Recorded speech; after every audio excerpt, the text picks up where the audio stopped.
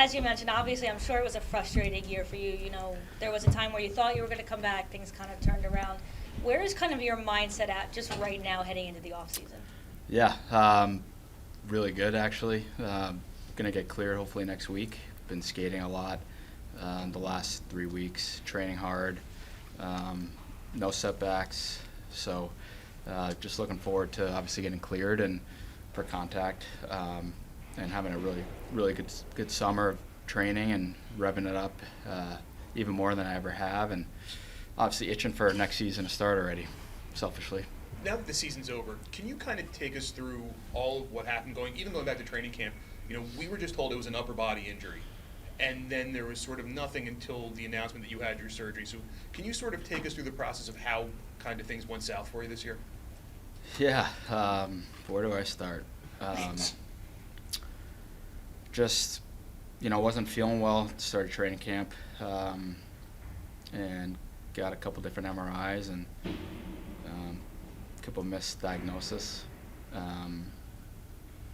and finally, saw someone and told me that I had a herniated disc in my C6, C7, and that I needed to get surgery right away.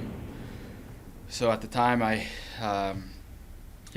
really didn't want to get surgery because it kind of freaked me out a little bit going through the neck, and was being told differently.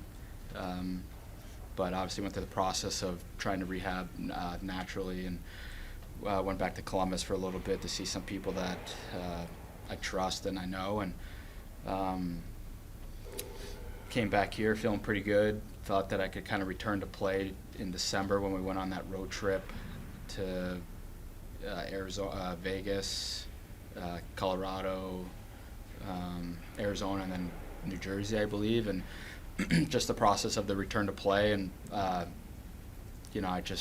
couldn't get through a practice by myself. So anyway, I felt like I needed to do something. Saw a different Dr. Vaccaro, who's a BC guy, Boston College guy, and one of the Eagles surgeons, and has worked on a lot of professional athletes, and pretty much reassured me that if I don't take care of my atrophy in my left tricep, that I probably wouldn't be able to play again. And so I got surgery 3 days later. I woke up and felt unbelievable. All the pain that I couldn't sleep was gone, and just started the process of rehabbing. And not to get, I don't even know why I'm getting emotional, but just a tough year, and feel good, and I know this is a huge summer for me, and want to be part of the solution. And I'm going to push myself more than ever, and seeing these young guys obviously take a step. Some guys take a huge step forward. Only fuels me to obviously push myself and push the young guys, and I don't think we're as far off as people think, especially if guys are healthy and certain things happen this off season. But yeah, not to get sappy, but yeah, that's been my year. But I feel great. I feel the best I've felt in a long, long time, and it's nice to be able to shoot the puck the way that I've been able to shoot the puck in the past. And like I said, just looking forward to the start of next season. What are some of the people or things that helped you get through that long process? Yeah, I mean, talking to guys that obviously got similar surgery. I talked to Eichel a little bit, obviously Farabee. I did a different procedure than those guys. I did the old school kind of take a hip and stem cells off, or bone and stem cells off my hip, and went through the neck, replaced the disc with that, and they fused my C6, C7. I think those guys got an artificial disc. But just, I read a lot of different books that are mental toughness books, and throughout my whole college career, and kind of going back to what keeps me in a positive mindset. I mean, a lot has happened this year. Obviously, my wife gave birth in January, so if you can imagine the roller coaster. I got surgery a week before that. So yeah, it's just talking to other guys around the league that have got different injuries, but it's a process with any injury, right? So I knew I wasn't going to play this season after I got the surgery, so I kind of put my mind and just get better and take the time that I need to get back to myself and feeling good, and I feel pretty good right now. Cam, you and Coots are two guys who play both ends of special teams. special teams were an issue this year, and obviously one of the big areas of improvement needed going forward. How much do you think that your return and Coots and other players gaining experience can help that next year? Yeah, I mean, I take a lot of pride in playing in every situation, right? And especially on the PP, but even more so on the PK. I mean, I score a lot of shorthanded goals just because I trust my instincts and kind of do my own thing out there. But you know, I don't know if people forget. I think it's I'm right behind. I think Sebastian Aho for most shorthanded goals since 2015 or something like that. So. It's and Coots as well. I mean, we play such a huge role in special teams that obviously it allowed other guys to test it out a little bit to see what works and what doesn't. But there's,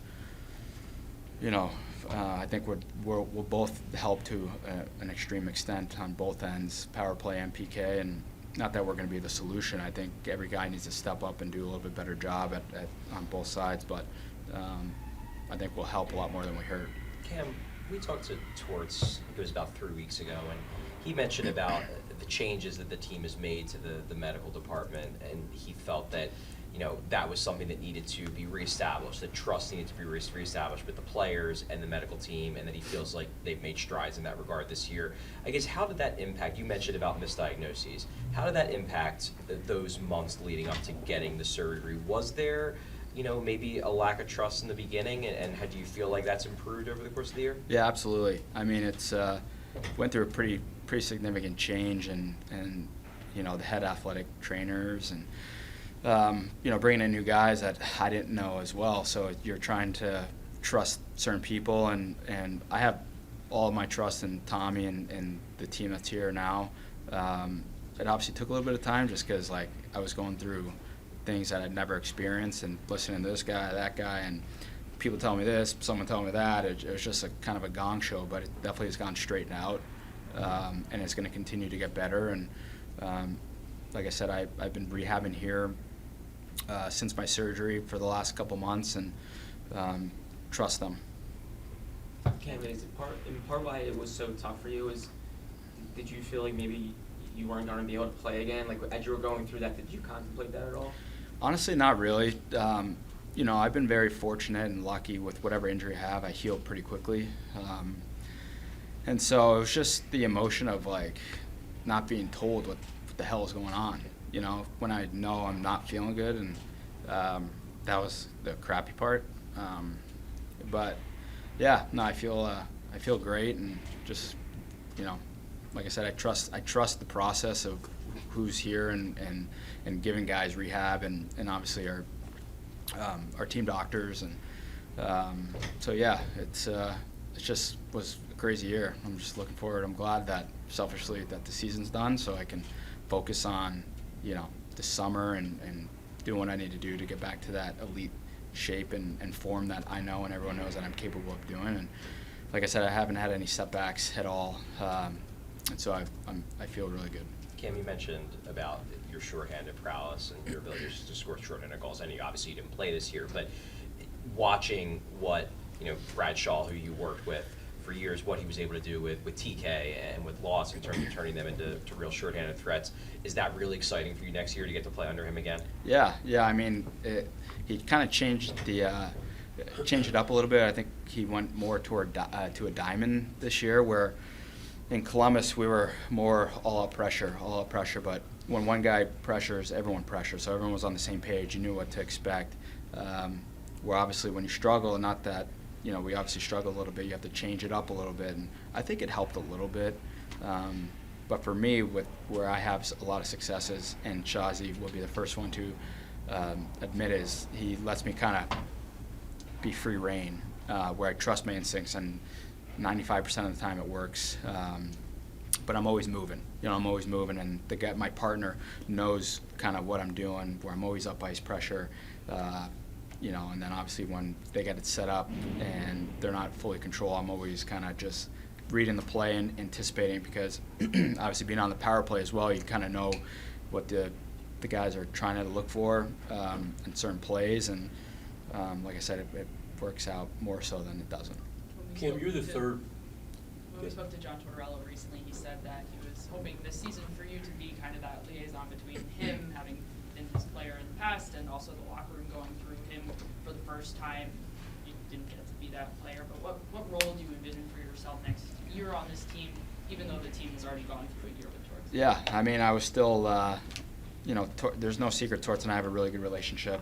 He was my coach for 6 years, and we've talked a lot before he got hired, when he got hired, and just through the process of me getting injured and getting surgery and kind of being that soundboard for the players, the coaching staff. And I was that this year as much as I could without obviously being in the locker room 24/7 and just picking each other's brains on players and what's going on with these certain players, and just trying to help out. And he obviously expects a lot out of me, and like I expect a lot out of myself, and just being a leader for the young guys and leading the way in how you practice, and trying to bring guys into the fight that way and practice how you want to play. And it was definitely tough not being a part of it, but he knows what to expect out of me, and I'm looking forward to just being a leader for this group, this organization, and scoring goals and winning games, getting back to building that culture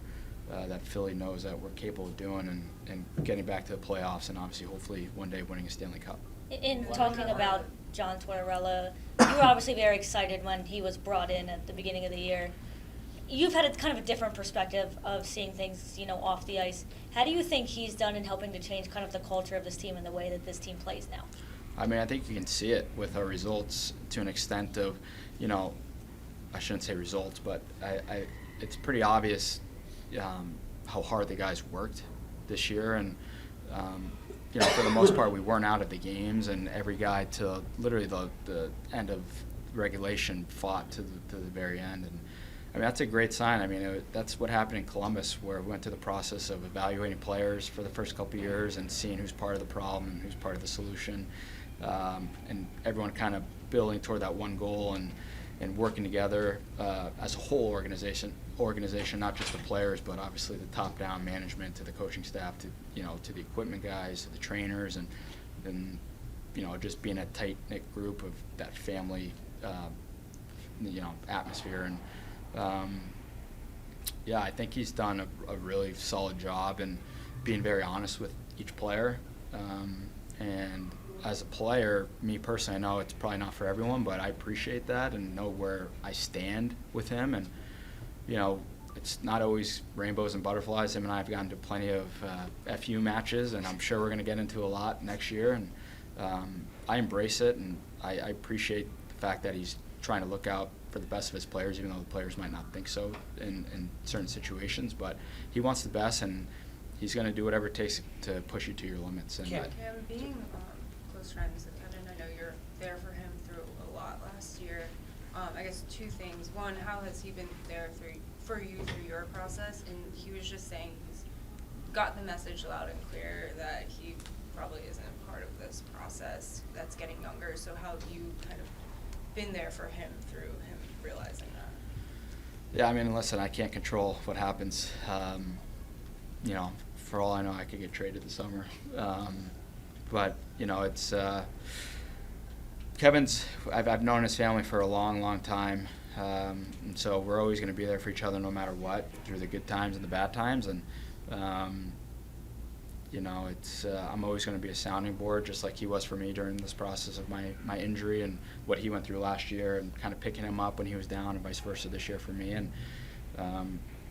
he's a good teammate, and he definitely, we sit next to each other in the locker room too, right? So just a good teammate, and who knows what's going to happen. I'm not going to sit here and speculate, but he's a good player. Cam, you're the third player on the Flyers that has said the rebuild won't take as long as people think.